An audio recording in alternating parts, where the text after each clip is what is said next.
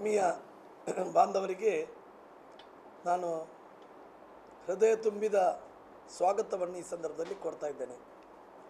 ನನ್ನೊಂದಿಗೆ ಇವತ್ತು ಪ್ರಚಾರ ಸಮಿತಿಯ ಮಂಗಳೂರು ಉತ್ತರ ವಿಧಾನಸಭಾ ಕ್ಷೇತ್ರದ ಅಧ್ಯಕ್ಷರು, ಹಿರಿಯ ಕಾಂಗ್ರೆಸ್ ನಾಯಕರು, ಇಂಟಕ್ನಲ್ಲಿ ಬಹಳಷ್ಟು ವರ್ಷ ಸೇವೆಯನ್ನು ಮಾಡಿ ರಾಜ್ಯ ಕಾರ್ಯದರ್ಶಿ ಆಗಿದ್ದಂತಹ ಸದಾಶಿವ ಶೆಟ್ಟಿಯವರಿದ್ದಾರೆ. ಅದೇ ಥರ ಈ ಭಾಗದ ಪ್ರಮುಖ ಕಾರ್ಪೊರೇಟ್ರು, ನನ್ನ ಆತ್ಮೀಯ ಮಿತ್ರರು, ಸುರತ್ಕಲ್ ಭಾಗದ ಅಭಿವೃದ್ಧಿಯಲ್ಲಿ ಬಹಳಷ್ಟು ಶ್ರಮಿಸುತ್ತಿರುವಂತಹ ಸುರತ್ಕಲ್ ಸೊಸೈಟಿಯ ಉಪಾಧ್ಯಕ್ಷರು ಆಗಿರುವಂತಹ ಅಶೋಕ್ ಶೆಟ್ಟಿಯವರು ಈ ಒಂದು ಪತ್ರಿಕಾಗೋಷ್ಠಿಯಲ್ಲಿದ್ದಾರೆ.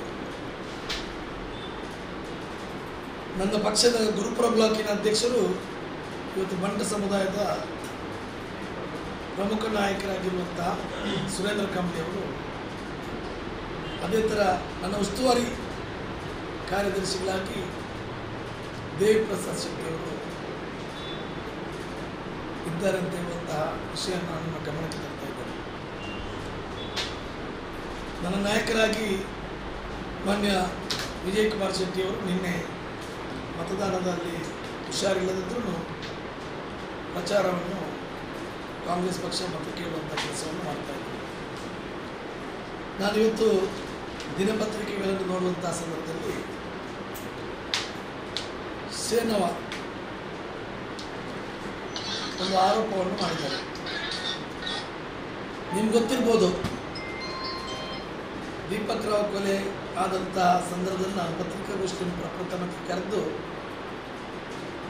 ಒಂದು ಪ್ರಮುಖ ಕಾರ್ಪೊರೇಟ್ರು ಮತ್ತು ಈ ಕೊಲೆಯಲ್ಲಿ ಹತ್ಯೆ ಮಾಡಿದಂತಹ ಪಿಂಕಿ ನವಾಜ್ ಅಂತ ಇರುವಂತಹ ಒಬ್ಬ ಪ್ರಮುಖ 3 ಜನರು ಮರ್ಡರ್ ಮಾಡ್ತಾರೆ. ಅವ್ರು ಮರ್ಡರ್ ಮಾಡಿ ಎಸ್ಕೇಪ್ ಆಗುವಂತಹ ಸಂದರ್ಭದಲ್ಲಿ ಅವರನ್ನು ನಮ್ಮ ಪೊಲೀಸರು ಶೂಟೌಟ್ ಮಾಡಿ ಹಿಡಿತಾರೆ. ಇವತ್ತು ನಾನು ಚುನಾವಣೆಯಲ್ಲಿ ನಿಲ್ಲಲಿಕ್ಕೆ ಪ್ರಮುಖ ಕಾರಣ ನಾನು ಪೊಲೀಸ್ ಅಧಿಕಾರಿಗಳು ಅಂತ ಹೇಳುವಂಥ ಮಾತನ್ನು ಸಲ್ಲಿಸ್ತೇನೆ. ಎಲ್ಲೇ ಬೇಕಾಗ್ತದೆ, ಒಂದು ವೇಳೆ ಅವರು ಆ ದಿವಸ ಅರೆಸ್ಟ್ ಆಗದಿದ್ದರೆ ಇವರು ಕೊಲೆಯನ್ನು ನಾನೇ ಮಾಡಿದ್ದು ಅಂತ ಹೇಳ್ತಾ ಇದ್ದಾರೆ. ನನ್ನ ಮನೆಯಲ್ಲಿ ಆರೋಪಿಗಳಿದ್ದಾರೆ ಅಂತ ಹೇಳುವಂಥ ಮಾತನ್ನು ಹೇಳ್ತಾ ಇದ್ದಾರೆ. ಅಂತ ನೀಚ ಕೆಲಸವನ್ನು ಇವರು ಮಾಡ್ತಾ ಇದ್ದಾರೆ. ನಿನ್ನೆ ದಿವಸ ಪೇಪರ್ನಲ್ಲಿ ಹಾಕಿದ್ದಾರೆ. ನಾನು ನನ್ನ ಮತದಾರ ಬಾಂಧವರಲ್ಲಿ ಹೇಳ್ತಾ ಇದ್ದೇನೆ, ಕಳೆದ 5 ವರ್ಷಗಳಲ್ಲಿ ಈ ಭಾಗದಲ್ಲಿ ಶಾಸಕನಾಗಿರುವಂತಹ ಸಂದರ್ಭದಲ್ಲಿ ನನ್ನ ಗುರುಪುರ ಫಿರ್ಕಾ ಇರ್ಬೋದು, ಸುರತ್ಕಲ್ ಫಿರ್ಕಾ ಇರ್ಬೋದು, ನಿಮ್ಗೆ ಗೊತ್ತಿದೆ ಅನೇಕ ಕೋಮು ಗಲಭೆಗಳು ಈ ಒಂದು ಕ್ಷೇತ್ರದಲ್ಲಿ ನಡೀತಾ ಇತ್ತು. ಈ ಹಿಂದೆ ನಾನು ಬಂದ ಮೇಲೆ ಒಂದೇ ಒಂದು ಕೋಮು ಗಲಭೆಯ ಕೇಸು ದಾಖಲೆ ಆಗಿಲ್ಲ ಅಂತ ಹೇಳುವಂಥ ಮಾತನ್ನು ನಿಮ್ಮೊಂದಿಗೆ ಮನಬಿಚ್ಚಿ ಹೇಳ್ತಾ ಇದ್ದರೆ ತಾವು RTIಯಲ್ಲೂ ತೆಗೆದುಕೊಳ್ಬೋದು. ನನ್ನ ಕ್ಷೇತ್ರದಲ್ಲಿ ಕೋಮು ಗಲಭೆ ಆಗಲಿಲ್ಲ ಅಂತ ಹೇಳುವಂಥ ಮಾತನ್ನು ಸ್ಪಷ್ಟ ಅಕ್ಷರದಲ್ಲಿ ಹೇಳ್ತಾ ಇದ್ದೇನೆ. ಈ ಕೊಲೆ ನಡೆದಂಥ ಸಂದರ್ಭದಲ್ಲೂ ಅದರ ಲಾಭವನ್ನು ಎತ್ತಲಿಕ್ಕೆ BJPಯವರು ಬಹಳಷ್ಟು ಸ್ಪಂದಿಸ್ತಾ ಇದ್ರು. ಯಾಕೆ ಅಂತ ಹೇಳಿದರೆ, ಮರುದಿವಸ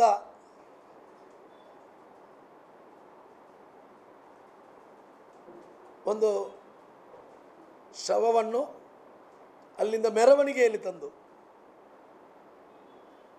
ಕಾಟಿಪಳ್ಳವರೆಗೆ ಮೆರವಣಿಗೆಯಲ್ಲಿ ತರುವಂಥ ಒಂದು ಪ್ಲ್ಯಾನನ್ನು ಮಾಡಿ ಆ ಜನರನ್ನು ಸೇರಿಸಿಕೊಳ್ಳುವಂಥ SMS ಅನ್ನೆಲ್ಲ ನಾಯಕರು ಮಾಡಿದರು. ಆದರೆ ಪೊಲೀಸ್ ಅಧಿಕಾರಿಗಳಿಗೆ ನಾನು ಧನ್ಯವಾದವನ್ನು ಸಲ್ಲಿಸುವಂಥದ್ದನ್ನು ಯಾಕೆ ಅಂತ ಹೇಳಿದರೆ, ಅವರು ಈ ಭಾಗದಲ್ಲಿ ಶಾಂತಿ ಸೌಹಾರ್ದತೆ ಕಾಪಾಡಿಕೊಳ್ಳುವಂಥ ನಿಟ್ಟಿನಲ್ಲಿ ಬೆಳಗ್ಗೆ ಬೇಗನೆ ಅದನ್ನು ತರುವಂಥ ಕೆಲಸ ಮಾಡಿದರು. ಅದು ಯಾತಕ್ಕೆ ಮಾಡಿದರು ಅಂತ ಹೇಳಿದರೆ, ಇಲ್ಲಿ ಒಂದು ವೇಳೆ ಶವ ಯಾತ್ರೆ ಮೆರವಣಿಗೆಯಲ್ಲಿ ಬಂದಿದ್ದರೆ ಇಲ್ಲಿ ಇನ್ನೊಂದು 3-4 ಕೊಲೆಗಳಾಗ್ತಾ ಇತ್ತಾನೋ. ಯಾಕೆ ಅಂತ ಹೇಳಿದರೆ, ಆ ಸಂದರ್ಭದಲ್ಲಿ ಆ ಮನುಷ್ಯರ ಆ ಮಾಪ್ ಬರುವಂಥ ಸಂದರ್ಭದಲ್ಲಿ ಜನರ ಭಾವನೆಯನ್ನು ಕೆರಳಿಸುವಂಥ ಪರಿಸ್ಥಿತಿ ಆಗ್ತದೆ. ನಾನು ಈ ಸಂದರ್ಭದಲ್ಲಿ ಅವರಿಗೆ ನೇರವಾಗಿ ಹೇಳ್ತಾ ಇದ್ದೇನೆ, ಮೊಯ್ದೀನ್ ಬಾವ ದೆಹಲಿಯಲ್ಲಿದ್ದರು. ಆ ಸಂದರ್ಭದಲ್ಲಿ ದೆಹಲಿಯಿಂದ ಈ ವಾರ್ತೆಯನ್ನು ತಿಳಿದುಕೊಂಡ ತಕ್ಷಣ ನನ್ನ ರೂಮಿಗೆ ಹೋಗದೆ ಪೊಲೀಸ್ ಅಧಿಕಾರಿಗಳಿಗೆ ಅಲ್ಲಿಂದಲೇ ಫೋನಲ್ಲಿ ಮಾತನಾಡಿ ಹೋಮ್ ಮಿನಿಸ್ಟ್ರು ಚೀಫ್ ಮಿನಿಸ್ಟರ್ ಹತ್ರ ಹೇಳಿ ಕೂಡಲೇ ನಾನು ಇಲ್ಲಿಗೆ ಬಂದು ಶವಾಗಾರದಲ್ಲಿ ಶವ ಇತ್ತದ್ದನ್ನು ನೋಡಿ, ನಾನು ಈ ಭಾಗದಲ್ಲಿ ಶಾಂತಿ ಮತ್ತು ಸುವ್ಯವಸ್ಥೆಗೆ ಪೊಲೀಸರ ಜೊತೆ ಭಾಳಷ್ಟು ಕಟ್ಟುನಿಟ್ಟಾಗಿ ಯಾರಿಗೂ ತೊಂದರೆ ಆಗದ ರೀತಿಯಲ್ಲಿ ರಕ್ಷಣೆ ಮಾಡಿದೆ. ಅದಾದ 4 ದಿವಸದಲ್ಲಿ ಬಶೀರ್ ಹತ್ಯೆ ಆಗ್ತದೆ. ನಿಮ್ಗೆ ಗೊತ್ತಿರ್ಬೋದು, ಬಶೀರ್ನ ಮನೆ ಒಂದು 10-15 ಮನೆಗಳು ಮಾತ್ರ ಆಕಾಶ್ ಭವನದ ಪ್ರದೇಶದಲ್ಲಿರುವಂಥ ಸಂದರ್ಭದಲ್ಲಿ ನಾನು ಮನೆಯವರನ್ನು ಮನವಿ ಮಾಡಿ ಅಲ್ಲಿಗೆ ಗಂಡಸರು ಯಾರು ಶವವನ್ನು ನೋಡಲಿಕ್ಕೆ ಹೋಗೋದು ಬೇಡ, ಬರೀ ಮಹಿಳೆಯರು ಮಾತ್ರ ಹೋಗಲಿ, ಪಬ್ಲಿಕ್ಕಾಗಿ ಆ ಬಾಡಿಯನ್ನು ಮಸೀದಿಯಲ್ಲಿ, ಕೂಳೂರು ಮಸೀದಿಯಲ್ಲಿ ದರ್ಶನಕ್ಕೆ ಇಡುವಂತ ಇಲ್ವಾ ಅಂತ ಒಂದು ಮನವಿಯನ್ನು ಮಾಡಿದ್ದಕ್ಕೆ ಅವರು ಪುರಸ್ಕರಿಸಿ ಅಲ್ಲಿ ನಾಕಾಮದ್ದಿ ಮಾಡಿ ಯಾರು ಗಂಡಸರಿಗೆ ಅವಕಾಶ ಕೊಟ್ಟಿಲ್ಲ ಅಂತ ಹೇಳುವಂಥದ್ದನ್ನು ಯಾಕೆ ಮಾಡಿದ್ದೇನೆ ಅಂತ ಹೇಳಿದರೆ, ಶಾಂತಿ ಕದಡಬಾರ್ದು ಅಂತ ಹೇಳುವಂಥ ನಿಟ್ಟಿನಲ್ಲಿ ಮಾಡಿದ್ದೇನೆ. ಈ ಸೇನವರಿಗೆ ಏನಾಗಿದೆ ಅಂತೇಳಿ ಗೊತ್ತಿಲ್ಲ. ಈ 3 ಹುಡುಗರು ಕೊಲೆ ಮಾಡಿದವರು ಅಂದೇ ಹೇಳಿದ್ದೇನೆ ನಾನು, ಅವರು ಈ ಹಿಂದಿನ ಚುನಾವಣೆಯಲ್ಲಿ ಸಮೇತ BJPಯ ಕಾರ್ಯಕರ್ತರು. ಅದರಲ್ಲಿ ಆ ಪಿಂಕಿ ನವಾಜ್ನ ಅಣ್ಣ ಒಬ್ಬ ಪ್ರಮುಖ ಕಾರ್ಪೊರೇಟ್ ಜೊತೆಗೆ ಸ್ಕ್ರ್ಯಾಪ್ ವ್ಯಾಪಾರ ಮಾಡ್ತಾನೆ ಅಂತ ಹೇಳುವಂಥದ್ದು ಜಗಜ್ಜಾಹೀರಾಗಿದೆ. ಅದೇ ಥರ ಆತನ ಭಾವ ಕಾಪುವಿನಲ್ಲಿ BJPಯ ಅಲ್ಪಸಂಖ್ಯಾತರ ಘಟಕದ ಅಧ್ಯಕ್ಷ. ಇದನ್ನು ತಾವು ಜನರಿಗೆ ತಿಳಿಸುವಂಥ ಕೆಲಸವನ್ನು ಮಾಡಿ.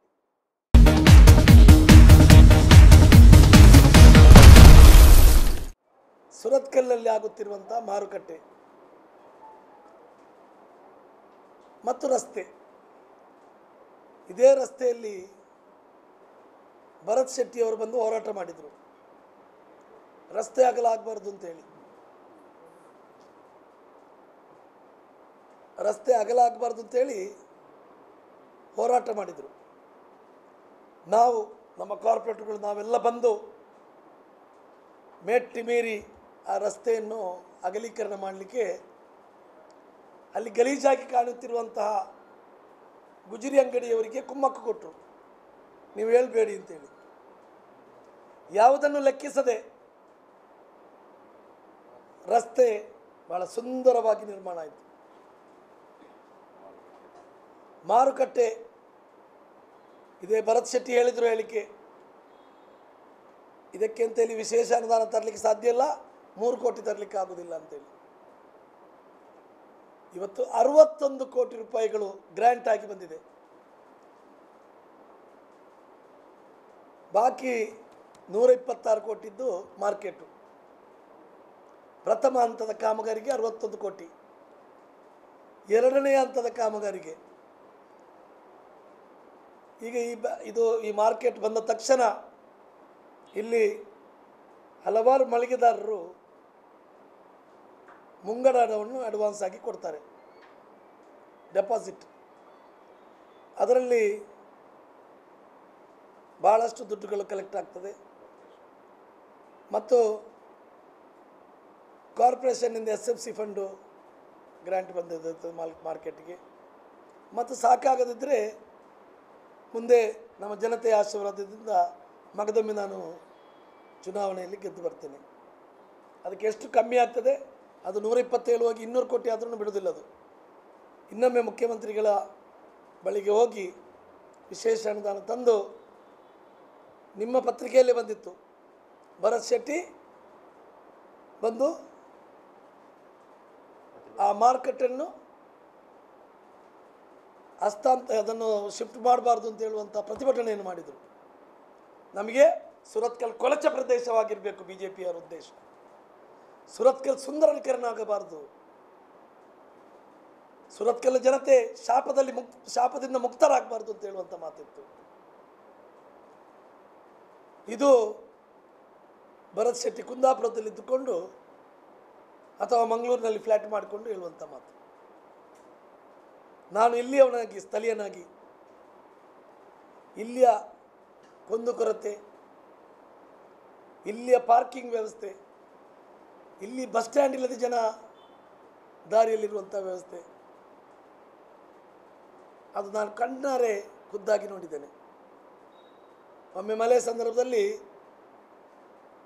ಇಮಿಡಿಯೇಟ್ 2 ಗಂಟೆ ಒಳಗೆ ಒಂದು ಬಸ್ ಸ್ಟ್ಯಾಂಡನ್ನು ತಯಾರಿಸಿ ಕೊಟ್ಟಿದ್ದೇನೆ.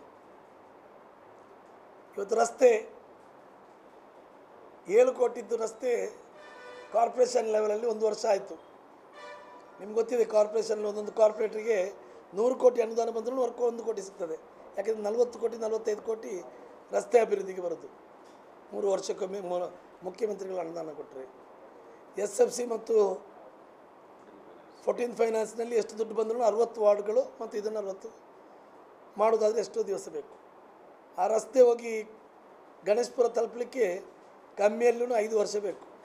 ಅದಕ್ಕಾಗಿ ಮೊಟ್ಟ ಮೊದಲ ಬಾರಿಗೆ PW ದುಡ್ಡನ್ನು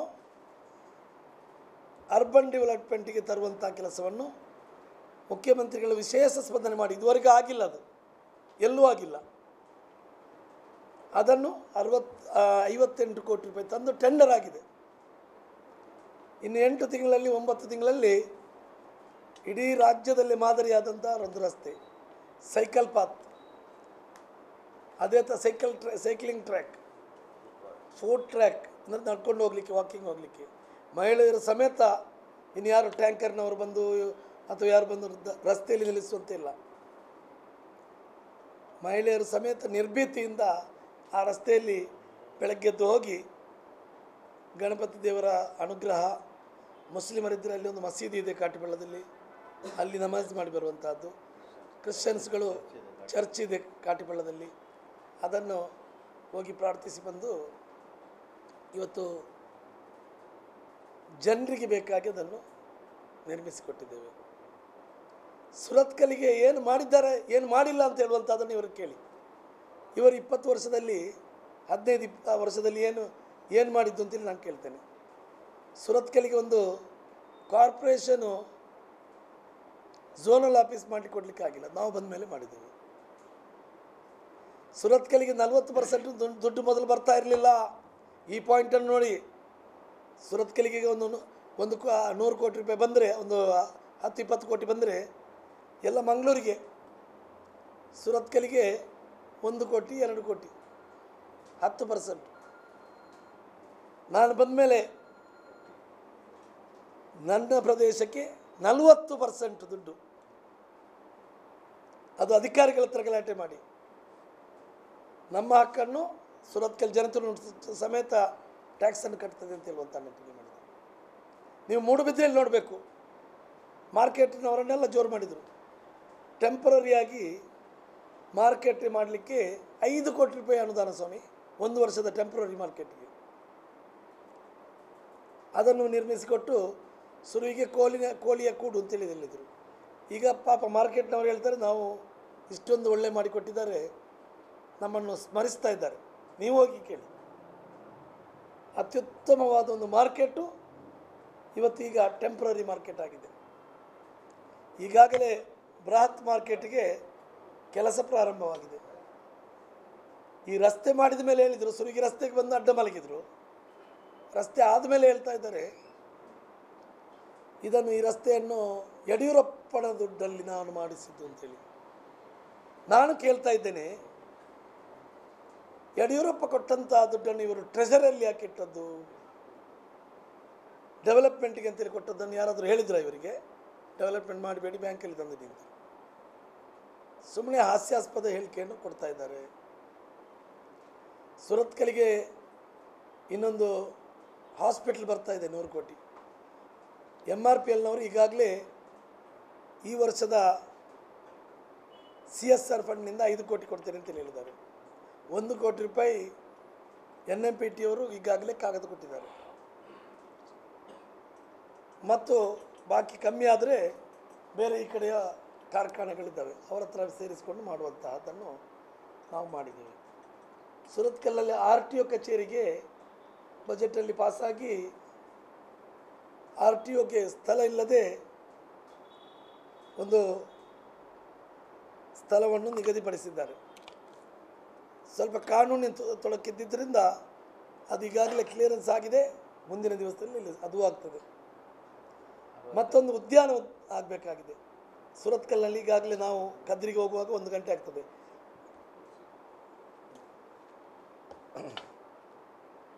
ಅದನ್ನೆಲ್ಲ ನಮ್ಮ ಮ್ಯಾನಿಫೆಸ್ಟೋದಲ್ಲಿ ನಾವು ನೀಡಿದ್ದೇವೆ.